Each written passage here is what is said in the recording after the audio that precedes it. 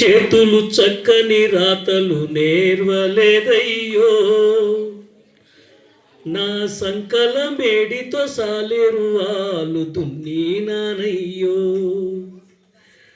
నా చిట్టి చేతులు చక్కని రాతలు నేర్వలేదయ్యో, నా సంకల మేడితో సాలేరు వాళ్ళు దున్నీనానయ్యో.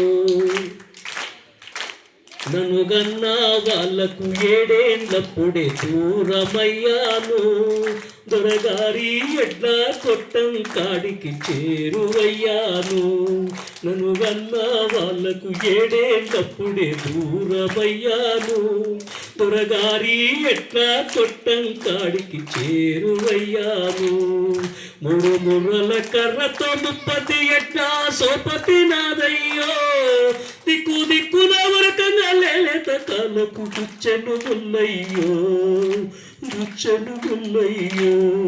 నా చిట్టి చేతులు చక్కని రాతలు నేర్వలేదయ్యో, నా సంకల మేడితో సాలరు వాళ్ళు దున్నీనానయ్యో. వెలుగు పోయి చీకటి కమ్మినప్పుడే ఇంటికి పోతాను, మా అమ్మాయ్య రాకముందే నిదురపోతాను. వెలుగు పోయి చీకటి కమ్మినప్పుడే ఇంటికి పోతాను, మా అమ్మాయ్య రాకముందే నిదురపోతాను.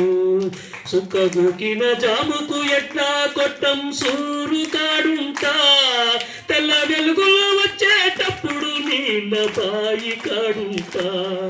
నా చిట్టి చేతులు చక్కని రాతలు నేర్వలేదయ్యో, నా సంకల మేడితో సాలరు వాళ్ళు దున్నీనానయ్యో.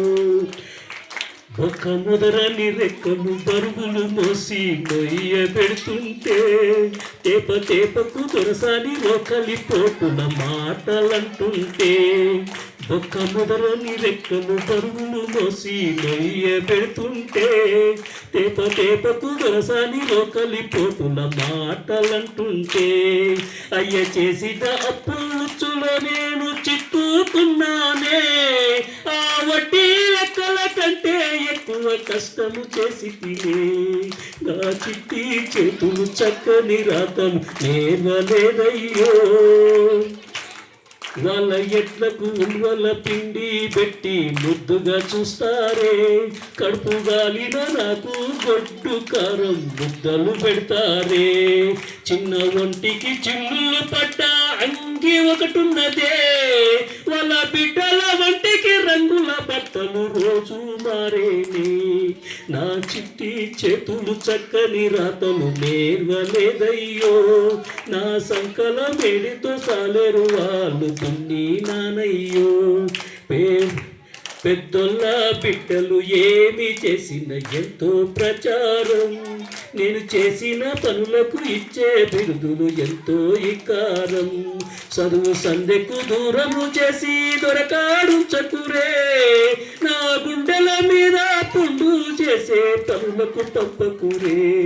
నా చిట్టి చేతులు చక్కని రాతలు నేర్వలేదయ్యో, నా సంకల మేడితో సాలేరు వాళ్ళు దున్నీనానయ్యో, దున్నీనానయ్యో, నేను దున్నీనానయ్యో.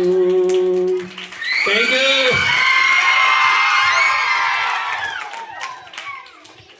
చాలా చక్కటి సందేశం సార్, చక్కటి గేయం. పాట యొక్క అర్థం మీ అందరికీ తెలుసును కదా, చదువు లేకపోతే ఎంత కష్టమవుతుందో తెలుసును కదా. ఒక క్వశ్చన్ అడిగితే చెప్పాలి అందరూ. ఒకటే క్వశ్చన్, మన దేశంలో మొట్టమొదటి మహిళా ఉపాధ్యాయురాలు ఎవరు?